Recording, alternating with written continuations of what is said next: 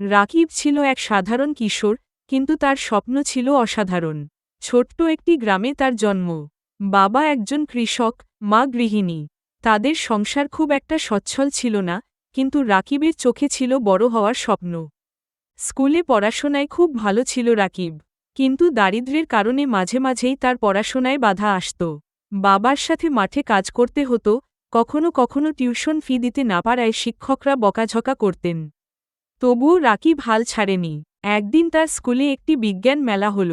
রাকিব সেখানে বর্জ্য থেকে বিদ্যুৎ তৈরির একটি প্রকল্প উপস্থাপন করল। সবাই অবাক হয়ে গেল।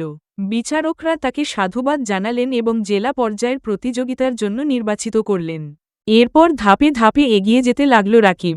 জাতীয় পর্যায়ে তার প্রকল্প প্রথম স্থান অর্জন করল। পুরস্কার হিসেবে পেল শিক্ষাবৃত্তি। তার গ্রামের লোকজন গর্বিত হল, বাবা মায়ের চোখে জল চলে এলো। অবশেষে কঠোর পরিশ্রমের ফলে রাকিব বড় হয়ে সফল হল। নিজের গ্রামের উন্নতির জন্য কাজ করতে লাগল, যেন আর কোনো শিশুর স্বপ্ন দারিদ্র্যের কারণে থেমে না যায়। রাকিবের গল্প প্রমাণ করে যে সংকল্প আর পরিশ্রম থাকলে যে কোনো বাধা জয় করা সম্ভব।